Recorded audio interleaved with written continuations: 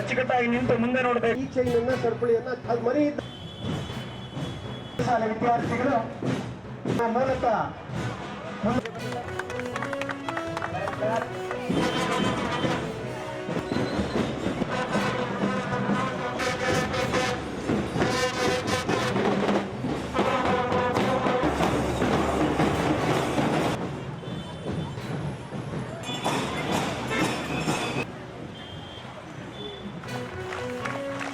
ವಿವಿಧ ಶಾಲೆಗಳ ಶಿಕ್ಷಕ ಪ್ರಾಮಾಣಿಕವಾಗಿ ಏನೆಂದರೆ ತಯಾರಿಸಲ್ಪಟ್ಟ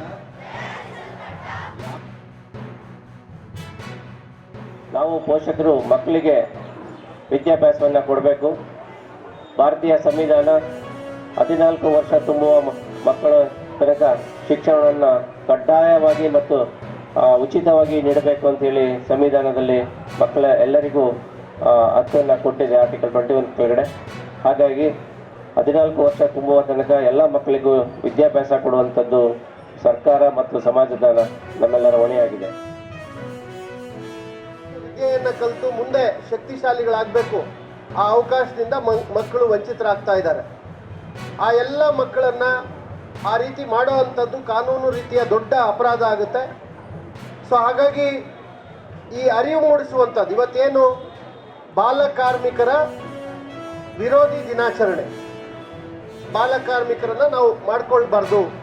ಯಾವುದೇ ಓನರ್ ಮಾಲೀಕ ಇರಲಿ, ಅಂಗಡಿಯ ಮಾಲೀಕ ಇರಲಿ, ಹೋಟೆಲ್ ಮಾಲೀಕ ಇರಲಿ, ಯಾರೇ ಇದ್ರೂ ಕೂಡ ಅದು ಶಿಕ್ಷಾರ್ಹ ಅಪರಾಧ ಆಗುತ್ತೆ. ನಮ್ಮ ಚಿಕ್ಕಬಳ್ಳಾಪುರದಲ್ಲೂ ಸಹ ಉಚಿತ ಶಾಲೆಗಳು ತುಂಬ ಇದ್ದಾವೆ. ದಯವಿಟ್ಟು ಅದಕ್ಕೂ ಸೇರಿಸಿ ಅಂತ ನಾನು ತುಂಬ ವಿನಂತಿ ಮಾಡ್ತಾ ಇದ್ದೀನಿ. ನಾನು ತುಂಬ ಅಂದರೆ ಸರ್ಕಾರಿ ಶಿಕ್ಷಣ ತುಂಬ ಚೆನ್ನಾಗಿ ಕೊಡ್ತಾ ಇದ್ದಾರೆ, ಸರ್ಕಾರಿ ಹಾಸ್ಟೆಲ್ಗಳಿವೆ. ಇಷ್ಟೆಲ್ಲ ಸೌಲಭ್ಯ ಇರುವಾಗ ಯಾಕೆ ಬಡತನ ಅಂತ ಶಿಕ್ಷಣನ ನಾವು ಒಂದು ಸ್ಪಾಯ್ಲ್ ಮಾಡಬೇಕು? ನಮ್ಮ ಒಂದು ಭವಿಷ್ಯಕ್ಕೆ ತುಂಬ ಒಂದು ಆಪರ್ಚುನಿಟೀಸ್ ಇದೆ, ಅದನ್ನು ಯಾಕೆ ನಾವು ಸ್ಪಾಯ್ಲ್ ಮಾಡ್ಕೋಬೇಕು? ದಯವಿಟ್ಟು ಎಲ್ಲರಿಗೂ ನಾನು ವಿನಂತಿ ಮಾಡೋದೇನೆಂದರೆ, ಬಡತನ ಅಂತ ಮಕ್ಕಳನ್ನ ಮನೇಲಿ ಇರಿಸೋದಾಗಲಿ ಅಥವಾ ಶಾಲೆಗೆ ಏನಂದರೆ ಮೆಕ್ಯಾನಿಕ್ ಅಂಗಡಿಯಲ್ಲಿ ಕೆಲಸ ಇಡೋದಾಗಲಿ ಆ ಥರ ಎಲ್ಲ ದಯವಿಟ್ಟು ಮಾಡಬೇಡಿ.